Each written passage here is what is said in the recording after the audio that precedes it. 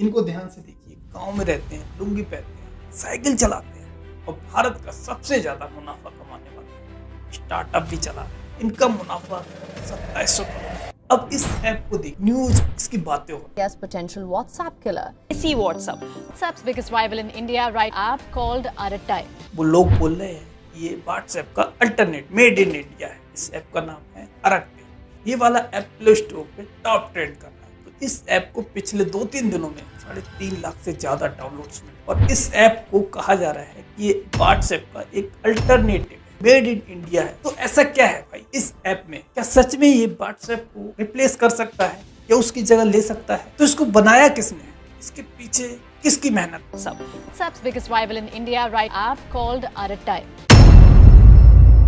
नमस्कार दोस्त, एक टाइम भारत में 115 यूनिकॉर्न की पहचान की गई थी जिसमें 77 घाटे में कोई मुनाफा नहीं। ऐसे समय ये लुंगी पहने ये व्यक्ति गाँव में बैठकर अपना व्यापार कर इतना पैसा कमा रहा है। मैं आपको उनके बारे में एक बार और बता दूं। इनका 180 से ज्यादा देशों में बिजनेस है, 6 करोड़ से ज्यादा कस्टमर हैं, इनके 11,000 से ज्यादा एम्प्लॉय हैं। फॉर्च्यून 500 में से 300 कंपनियों की ये कंसल्टेशन देते हैं, जैसे कि एप्पल, नेटफ्लिक्स, अमेज़न, महिंद्रा। ये कंपनियां इनकी कस्टमर है। इनका जो रेवेन्यू है वो 7,000 करोड़, इनका जो प्रॉफिट है वो 2700 करोड़, कंपनी का जो वैल्यूएशन है 40,000 करोड़। इन्होंने इतना बड़ा एम्पायर बनाया बिना किसी कर्ज के, बिना किसी इन्वेस्टर के, हमेशा अपने पैसों से ये सब कुछ। आज के समय में जब स्टार्टअप लोन लेते हैं और इन्वेस्टर का पैसा लेते हैं, इतने सालों तक बिजनेस चलाने के बाद भी प्रॉफिट का मुंह तक नहीं देख पाते। ऐसे समय में ये व्यक्ति एक example, the name of the person of Sridhar Vembu and the company he is run is Zoho, जहाँ कुछ स्टार्टअप को अपनी हरकतों के लिए सरकार से नोटिस मिलते हैं, वहीं सरकार ने इन्हें पद्मश्री पुरस्कार दिया। Who is this Joe? What does Joe do? How did he become such a big man? How did he start? We have never heard of his name. Sridhar Vembu का जन्म तमिलनाडु के एक छोटे से गांव में हुआ। उनका पूरा परिवार खेतीबाड़ी करता था। कुछ समय बाद उनके पिता चेन्नई चले और वहां उन्होंने हाई कोर्ट में स्टेनोग्राफर की नौकरी। उसी समय उन्होंने जेईई की परीक्षा दी थी और ऑल इंडिया लेवल पर 27वीं रैंक प्राप्त और वे आईआईटी मद्रास पहुंच गए। श्रीधर बेम्बू अपने परिवार में ग्रेजुएट करने वाले पहले व्यक्ति थे। उन्होंने इलेक्ट्रिक इंजीनियरिंग चुनी। उन्होंने कहा कि उन्हें हाथ से कंप्यूटर बनाना है, वो एक मशीन बनाना चाहते हैं। या तो वो वैज्ञानिक बनेंगे या प्रोफेसर। ये इस क्षेत्र में फंडामेंटल रिसर्च करें। प्रिंसटन विश्वविद्यालय में स्टडी करने चले गए, जो इस क्षेत्र में एक बहुत बड़ा लेवल। उन्होंने डॉक्टरेट की उपाधि प्राप्त की और पीएचडी भी,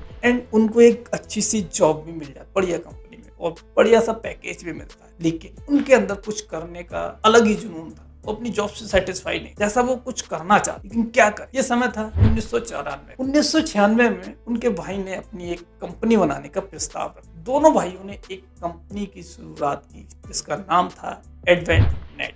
जब बिजनेस शुरू हुआ, पहली योजना थी कि भाई हम हार्डवेयर बनाने कंपनी बनाते हैं, कुछ मशीनें बना जिन्हें बेचें, लेकिन सारी बचत मशीन बनाने में ही खर्च हो। मशीन बनी ही नहीं। उन्होंने कहा अब क्या करें। और हाँ, ये वही जमाना था जब स्टार्टअप को फंडिंग नहीं मिलती। उस समय ये उपलब्ध ही नहीं था और भारत में तो बिल्कुल भी नहीं था। तो वे अपने पैसे से काम कर रहे थे। मतलब जो कुछ भी उन्होंने इस कंपनी में लगाया वो सारा उनका था। फिर उन्होंने सोचा चलो हार्डवेयर कंपनी बंद कर और एक सॉफ्टवेयर कंपनी, इसमें निवेश कम होगा और काम भी हो जाए। कल्पना कीजिए, छोटा सा कमरा और 2 कंप्यूटर, 2 भाइयों ने कंपनी शुरू, एडवेंट नेटवर्क। एडवेंट नेटवर्क को सबसे बड़ी सफलता तब एक प्रदर्शनी में उन्होंने अपना सॉफ्टवेयर जनता को दिखाया। वहां जापानी ग्राहक को उनका सॉफ्टवेयर बहुत पसंद आया। वो सभी जापानी ग्राहक कौन? तो सोचिए वो जापानी ग्राहक कौन? एचपी कॉर्पोरेशन एक अमेरिकी कंपनी है जो इसकी कॉम्पिटिटिव थी। एचपी एक बहुत अच्छा सॉफ्टवेयर उपलब्ध करा रहा था और अच्छे सॉफ्टवेयर पर चल रहा। हालांकि वह सॉफ्टवेयर बहुत कॉस्टली था और आम आदमी की पहुंच से बाहर। तो जो जापान के जो कस्टमर था, जो जापान का कस्टमर था, तो उन्होंने कहा कि भाई कि ये जो सॉफ्टवेयर है जिसे बड़ी कंपनी ज्यादा कीमत पर लॉन्च कर, क्या आप हमें वही सुविधा छोटे पैकेज में दे सकते? श्रीधर बेम्बू ने कहा हो गया, सॉफ्टवेयर तो सॉफ्टवेयर है भाई, आपके हिसाब से बने। इसलिए उसी समय पहली सफलता इनको 1998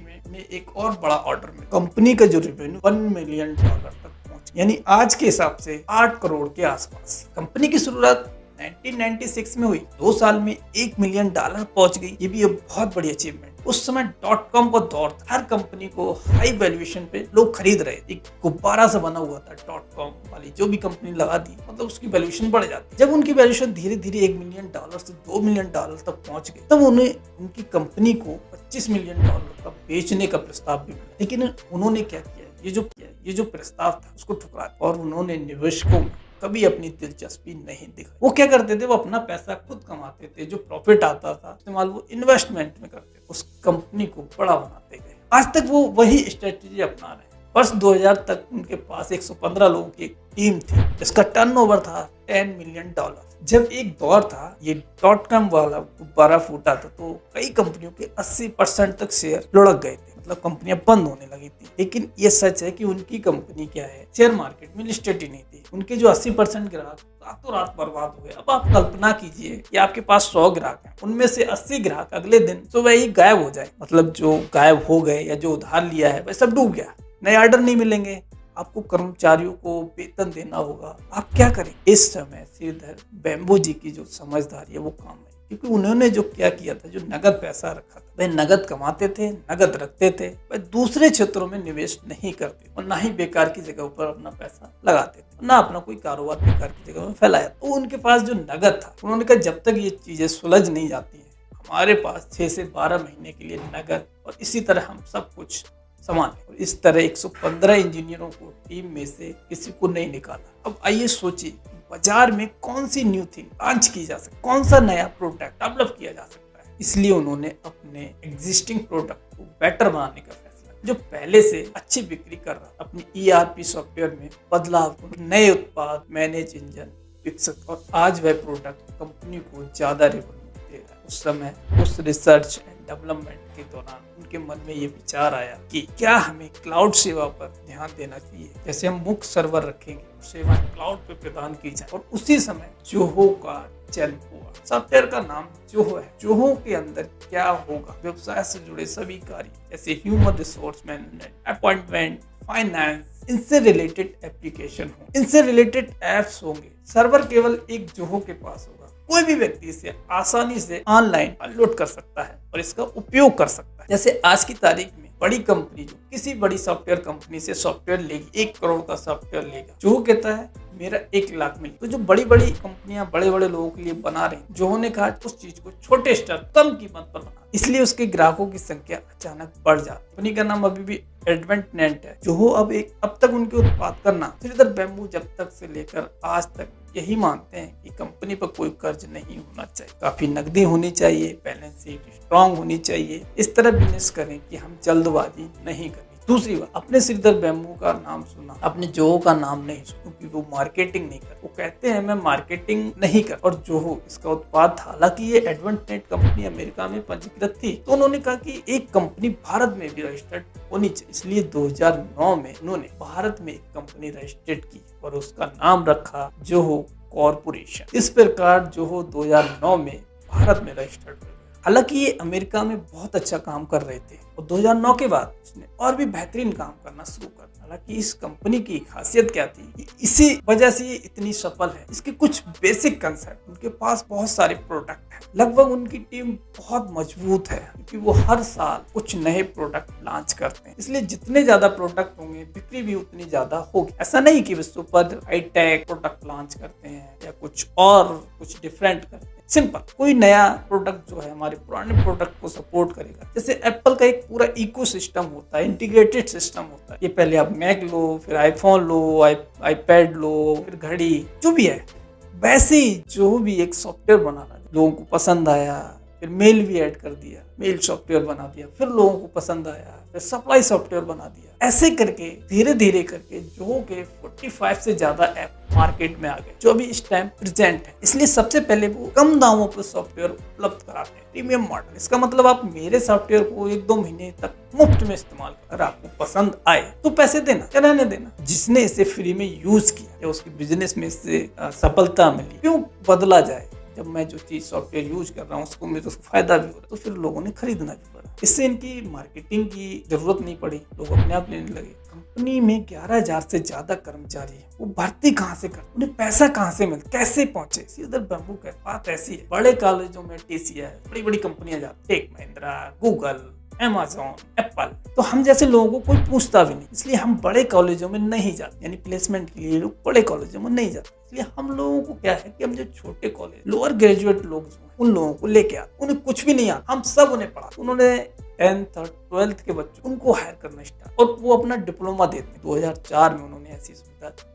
6 छात्र उनके जो हैं उनमें से 2 प्रोफेसर उन्होंने जो विश्वविद्यालय की भी शुरुआत किसी भी नौकरी पर रख ले। 6 महीनों में उन्हें टेक्नोलॉजी से जुड़ी सारी चीजें सिखाते हैं, अंग्रेजी बोलना सिखाते, दूसरी चीजें सिखाते, उन्हें सॉफ्टवेयर स्किल सिखाई जाती है, सॉफ्ट स्किल सिखाई जाती है, और वो व्यक्ति 6 महीने में तैयार हो जाता है, यानी उसको एक सर्टिफिकेट दे दिया जाता है। अगर वह व्यक्ति पसंद आता है तो सीधे जोहो में उसकी भर्ती हो जाती है, यानी उस छात्र से कोई पैसा नहीं लिया जाता और उन्हें 10,000 रुपए का वजीफा और दिया जाता। अब धीरे धीरे ये विश्वविद्यालय बड़ा होता जा रहा है, इसलिए छात्रों को 200 पैसे लिए जाते हैं। या कई प्रोफेशन है कि बच्चों पर विशेष ध्यान दिया जा सकता है। अभी प्रेजेंट की स्थिति में जोहो में 11,000 कर्मचारी, जिनमें से 1,500 कर्मचारी सीधे उनके स्कूल से आए हुए हैं। अब कल्पना कीजिए कि स्कूल में एक व्यक्ति नौकरी कर रहा है और उसका बच्चा 12th पास करने के बाद अपने पिता के साथ काम कर रहा है। जोहो में काम करने वाले 50% इंजीनियरों के पास कोई फॉर्मल डिग्री नहीं है, वो 12th के पास करने के बाद सीधे कोडिंग सीखी उन्होंने और काम शुरू कर दिया। अब वे इस रेशियो को और बढ़ा रहे हैं। जोहो में